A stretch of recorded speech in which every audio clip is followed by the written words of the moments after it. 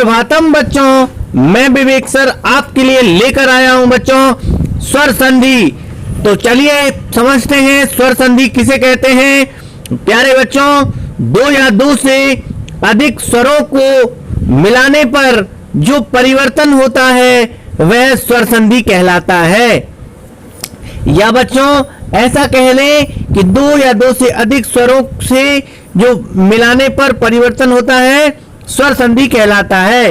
बच्चों आप पूछेंगे सर स्वर कितने हैं, तो मैं आपको बताना चाहता हूं कि संस्कृत में मुख्यतः 9 स्वर हैं बच्चों, जैसे आ, ई, उ, ए, ऐ, ओ, औ, री और लृ। ध्यान रखना बच्चों, इन 9 स्वरों के ही भेद हो जाते हैं। आइए मैं बताता हूं आपको स्वरों के भेद। तो बच्चों पहला नंबर होता है ह्रस्व, नंबर 2 होता है दीर्घ और नंबर 3 होता है प्लुत। तो 3 प्रकार से स्वरों के भेद होते हैं बच्चों। आप कहेंगे सर ह्रस्व क्या है? जो एक मात्रा लगती है जिस स्वर को उच्चारण करने में वह ह्रस्व स्वर कहलाता है बच्चों। जैसे कि छोटा आ है, छोटी ई है, छोटा उ है, यह ह्रस्व है। और बड़ा आ है, बड़ी ई है, बड़ा उ है, यह दीर्घ कहलाएंगे। और बच्चों जब हमसे कोई व्यक्ति दूर होता है या जैसे जिसमें बहुत अधिक समय लगता है जिस स्वर को उच्चारण करने में वह प्लुत स्वर कहलाता है। जैसे आ, ई, उ, ये प्लुत स्वर कहलाएंगे बच्चों। तो एक मात्रिक ह्रस्व कहलाते हैं, द्विमात्रिक स्वर दीर्घ कहलाते हैं, और जिसमें सबसे अधिक समय लगता है जिस स्वर को उच्चारण करने में बच्चों वह प्लुत कहलाते हैं। तो चलिए आगे अब मैं आपको स्वर संधि समझाता हूं और स्वर संधि के भेद समझाता हूं। सबसे पहले बच्चों हम स्वर संधि के प्रकार देखेंगे। स्वर संधि के कितने प्रकार होते हैं? नंबर 1 दीर्घ संधि। इसमें क्या होता है कि कोई भी 2 आ मिलने पर बड़े आ हो जाते हैं। जैसे कि हिम, धन, आलया। बच्चों हिम के माँ में आ है छोटा और आलय का आ है बड़ा, तो आ और आ मिलके हिमालय ऐसा रूप बन जाएगा। इसी तरह बच्चों कोई भी 2 ई आपस में मिलती हैं तो बड़ी ई हो जाती है, चाहे वह छोटी छोटी हो या छोटी बड़ी हो या बड़ी छोटी हो। जैसे रवि, धन, इंद्रहा। धन अर्थात बच्चों प्लस का निशान। रवि, धन, इंद्रहा बराबर क्या हो गया? रविंद्रहा। अर्थात जो रवि में छोटी ई है, बोलो बच्चों रवि, तो अंत में ई का उच्चारण हो रहा है, और इंद्रहक में ई का उच्चारण हो रहा है सबसे पहले, तो दोनों ई मिलने पर बड़ी ई हो गई। ठीक उसी प्रकार बच्चों कोई भी 2 उ आपस में मिलते हैं तो बड़ा उ हो जाता है। जैसे भानु, धन, उदयः बराबर भानुदयः। भानु में छोटा उ है अंत में और उदयः का छोटा उ है, तो छोटा उ और छोटा उ मिलके बड़ा उ हो गया, तो क्या लिख दिया? भानुदयः। बच्चों आप पूछेंगे सर ये भानुदयः का मतलब क्या होता है? तो बच्चों भानु मतलब सूरज और उदयः मतलब निकलना, सूरज का उदय होना। ठीक उसी तरह बच्चों री छोटी और बड़ी री, कोई भी 2 री मिलाने पर बड़ी री हो जाती है बच्चों। आप कहेंगे सर कैसे? तो मैं आपको बताता हूं बच्चों। जैसे बोलो पितृ, जब पितृ कहोगे तो अंत में री का उच्चारण हो रहा है। फिर बोलो ऋणम, तो ऋणम में सबसे पहले री का उच्चारण हो रहा है। तो बच्चों री के बाद री आने पर बड़ी री हो जाती है। जैसे मिलाकर बन गया पितृधन ऋणम बराबर पितृणम। इसी तरह बच्चों नंबर 2 गुण संधि। इसमें क्या होता है? इसमें आ कोई भी हो छोटा या बड़ा, उसके बाद ई आए कोई भी हो छोटी या बड़ी, तो दोनों को मिलाने पर एक ही मात्रा बन जाती है। जैसे बच्चों सुर धन इंद्रहा, सुर के रा में आ है और इंद्रहा का ई है, तो आ और ई मिलके क्या बन गया? सुरेंद्रहा। अगला देखेंगे बच्चों इसी का उदाहरण। कोई भी आ के बाद उ आता है तो आ और उ मिलाने पर कोई भी हो, चाहे छोटा आ हो या बड़ा आ हो, या उसके बाद छोटा उ हो या बड़ा उ हो, तो दोनों को मिलाने पर ओ हो जाता है बच्चों। जैसे महाधन उत्सव, बोलो महा, अंत में आ निकल रहा है ना, आ का उच्चारण हो रहा है, बोलो उत्सवः। तो उत्सवः जब कहोगे तो सबसे पहले उ का उच्चारण हो रहा है, तो बच्चों आ का उच्चारण के बाद तुरंत उ का उच्चारण हो रहा है, तो आ और उ मिलाने पर बच्चों ओ की मात्रा बन जाती है, तो क्या बन जाएगा? महोत्सवः। अभी चल रहा है ना बच्चों लॉकडाउन महोत्सव, हम सब लोग अंदर घरों में रहकर एंजॉय कर रहे हैं ना, पढ़ाई कर रहे हैं ना बच्चों। इसी तरह अगला देखेंगे। इसी तरह बच्चों आ के बाद री आने पर दोनों को मिलाने पर अर हो जाता है। जैसे देव धन ऋषि, तो बच्चों देव कहने में अंत में आ रहा है छोटा, तो आ के बाद ऋषि कहने में री आ रही है सबसे पहले, तो आ और री मिलाने पर क्या बन गया? देवर्षि। देवधन ऋषि देवर्षि। ठीक है बच्चों, आ और री मिलाने पर अर हो जाता है।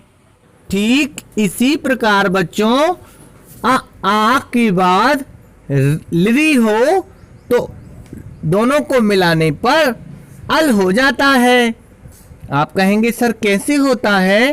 तो देखो मैं बता रहा हूं। तब धन लिरका रहा, तो तब के अंत में बा में आ है बच्चों, उधर लिरकारा का लिरी है, तो लिरकारा का लिरी और तब का बा का आ दोनों मिलाकर अल हो गए, तो बन गया तबल का रहा। समझ में आया बच्चों? इसी तरह बच्चों नंबर 3 वृद्धि संधि, इसमें क्या होता है? इसमें आ के बाद ए या आई हो तो दोनों को मिलाने पर आई हो जाता है। जैसे सदा धन एव, सदा में अंत में आ है और एव में शुरू में ए है, आ और ए मिलके बन गया आई, तो बन गया सदैव। समझ में आया बच्चों? इसी का दूसरा उदाहरण देखो बच्चों। अत्र धन एव, अत्र में त्रा में जो आ है और एव का ए है, आ और ए मिलके आई बन गया, तो अत्रैव हो गया बच्चों। समझ में आया? इसी तरह दूसरा देखो बच्चों। आ के बाद ओ या औ आए तो दोनों को मिलाने पर औ बन जाता है। उदाहरण से समझते हैं बच्चों। महा धन औषधि, महा का आ और औषधि का ओ, आ और ओ मिलाने पर औ बन गया, तो क्या बन गया? महौषधि। इसी तरह दूसरा उदाहरण देखो बच्चों इसी का। महाधन ओजस्वी, जैसे महा का आ है, अंत में आ है ना महा के, और ओजस्वी का ओ है, तो आ और ओ मिलके औ बन गया, तो क्या बन गया? महौजस्वी। नंबर 3 यण संधि, इसमें क्या होता है? इसमें ई के स्थान पर या होता है, पर कब? जब ई के बाद ई से अलग स्वर हो तो ई के स्थान पर या हो जाता है बच्चों। उदाहरण देखते हैं। जैसे प्रतिधन ए कहा, प्रति कहने में अंत में क्या उच्चारण हो रहा है बच्चों? ई का उच्चारण हो रहा है ना, और ए कहा कहने में ए आ रहा है, तो ई से पहले ई के बाद ए है, तो बराबर क्या हो गया? ई के स्थान पर या हो गया और बन गया प्रत्यय कहा। इसी तरह बच्चों दूसरा उदाहरण देखो इसी का, यदि धन अपि। यदि कहने में अंत में ई का उच्चारण हो रहा है और अपि कहने में सर्वप्रथम आ का उच्चारण हो रहा है ना, तो आ से पहले ई है तो इस ई के स्थान पर या हो गया, तो क्या बन गया, यद्यपि। ठीक है बच्चों, नेक्स्ट देखें। दूसरा नियम देखेंगे बच्चों, ऊ के स्थान पर बा होता है जब ऊ के बाद ऊ से अलग स्वर हो तो, जैसे सूदन आगतम, मिलाकर क्या हो जाएगा, स्वागतम। आप कहेंगे सर कैसे हो गया, तो बच्चों बोलो सु, तो सु कहने में अंत में ऊ का उच्चारण हो रहा है और आगतम में आ का हो रहा है सबसे पहले, तो ऊ के बाद ऊ से अलग स्वर है आ, तो ऊ से अलग स्वर आने पर जो पहले वाला ऊ है सामे, उस ऊ के स्थान पर बा हो गया, तो मिलाकर क्या हो गया, स्वागतम। इसी का दूसरा उदाहरण देखो बच्चों, मधुधन अरि। मधु कहने में अंत में ऊ का उच्चारण हो रहा है और उसके तुरंत बाद ही अरि का आ रहा है, तो ऊ के बाद आ आने पर ऊ के स्थान पर बा हो जाता है, तो देखो बच्चों मध्वरी ऐसा रूप बन गया। समझ में आया सबको। इसी तरह बच्चों नेक्स्ट उदाहरण देखो यण संधि का, री के स्थान पर रा होता है कब, जब री से अलग स्वर हो उसके पीछे, तो री से अलग स्वर होना चाहिए बच्चों तभी होगा रा। री के स्थान पर वो भी कैसा, हलंत। ये सारे यण संधि में हलंत होते हैं बच्चों। जैसे उदाहरण देखते हैं, पितृधन आज्ञा। बोलो बच्चों पितृ, अब री आ रहा है ना उच्चारण में, तो पितृ अंत में और आज्ञा का आ रहा है, तो री के स्थान पर रा हो जाएगा। तो जिन जिनको पता है कि आधा ता और रा और आ मिलके त्रा बन जाता है, तो ऐसा रूप बन जाएगा पित्राज्ञा। समझ में आया बच्चों। आप पूछेंगे कि सर ये पित्राज्ञा का हिंदी मतलब क्या होता है, तो बच्चों मैं आपको बताना चाहता हूँ, आपके पिताजी की आज्ञा आपके लिए पित्राज्ञा कहलाएगी। पिताजी की आज्ञा पित्राज्ञा। ठीक इसी तरह दूसरा नियम देखो बच्चों इसी का, ली के स्थान पर ला हो जाता है हलंत कब, जब ली के बाद ली से अलग स्वर हो तो। बोले सर कैसे, उदाहरण देकर समझाइए। तो बच्चों देखो मैं आपको उदाहरण बताता हूँ, जैसे ली धन आकारहा। देखो ली के बाद आकारहा लिखा हुआ है ना, तो ली के बाद आ है, तो ली के स्थान पर क्या हो जाना चाहिए, हलंत ला, तो हलंत ला हो जाएगा और ये अकारहा का आ उसमें मिल जाएगा, तो क्या बन जाएगा बच्चों, लकारहा। क्या बन गया बच्चों, लकारहा। ली धन आकारहा लकारहा। ठीक है बच्चों। नेक्स्ट देखो नंबर 5 देखेंगे बच्चों, अयादि संधि। आप कहेंगे सर ये अयादि संधि क्या होती है, तो चलो बच्चों इसका पहला नियम देखते हैं। ए के स्थान पर आय होता है। बच्चों किसी शब्द के अंत में यदि ए की मात्रा लगी हो और उसके बाद ए से अलग स्वर हो, तो ए के स्थान पर आय हो जाता है बच्चों। आय आप कहेंगे सर कैसे होता है, तो उदाहरण देखो बच्चों, ने धन अनम। ना पे ए की मात्रा लगी हुई है ना, देखो ने और ए निकल रहा है अंत में, और उस ए के बाद अनम का आ है, तो ए के बाद आ होने पर जो पहले ए की मात्रा चढ़ी है उसके स्थान पर आय हो जाएगा, तो हम उसे मिला देंगे तो क्या बन जाएगा, नयनम। सबको समझ में आया बच्चों। ना हलंत हो गया, एक आ ना में चला गया ना, और ये अनम का आ हलंत या में चला गया, नयनम ऐसा रूप बन गया बच्चों। ठीक उसी तरह बच्चों आई के स्थान पर आय होता है जब आई से अलग स्वर हो तो।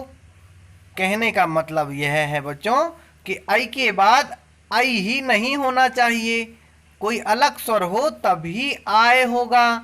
जैसे गई धन अकहा, गई पे आई की मात्रा है गा पे, और उसके तुरंत बाद अकहा का आ है ना, तो इसलिए जो पहले वाले आई की मात्रा है उसको हटाकर हम आय लिख देंगे।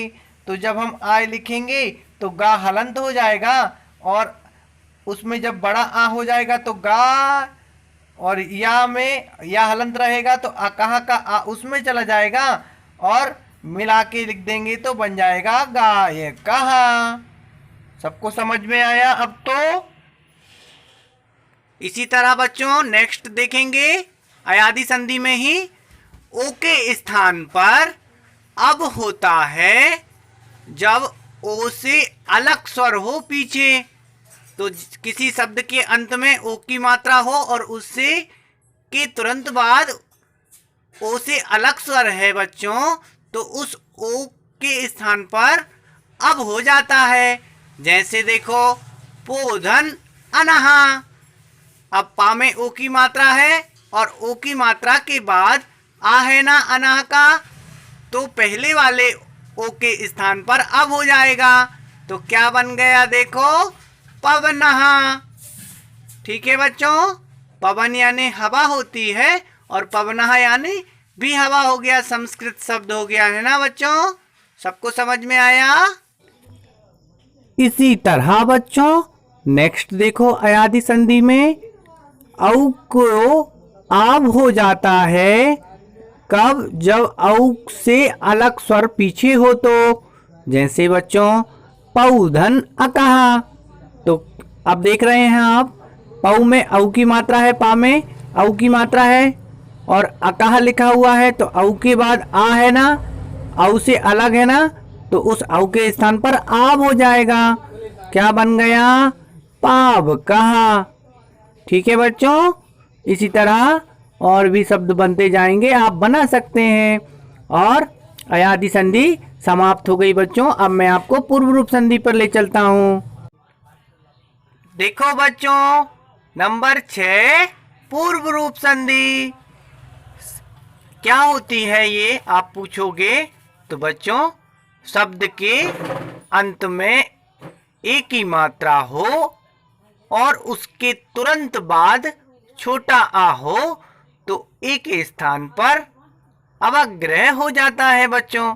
आप कहेंगे सर ये अवग्रह क्या होता है? तो ये एस का निशान जैसा देख रहे हो ना बच्चों, ये अवग्रह कहलाता है। ये कब आता है? जब कभी किसी शब्द के अंत में एक ही मात्रा हो और उसके तुरंत बाद छोटा आ हो। अब आप पूछोगे कि सर ये अवग्रह किसके स्थान पर होता है? तो मैं आपको बता दूं, ये छोटे आ के स्थान पर अवग्रह हो जाता है। ए में कोई परिवर्तन नहीं होता बच्चों, पर होना चाहिए किसी शब्द के अंत में। जैसे उदाहरण देखो बच्चों, बने धन अपी, बने में एक ही मात्रा है ना और उसके बाद छोटा आ है। बने धन अपी क्या बन जाएगा? सोचो सोचो। तो मैं बता देता हूं, बने धन अपी बराबर बने पी। क्या पढ़ेंगे? बने पी। ठीक है बच्चों, इसी तरह के सारी ग्रामर देखने के लिए आप मेरा चैनल सब्सक्राइब करें, लाइक करें और आइकन का बटन जरूर दबाएं, जिससे कि आपको हर एक वीडियो मिलती रहे। और बच्चों अपने दोस्तों की भी मदद करें। जय हिंद।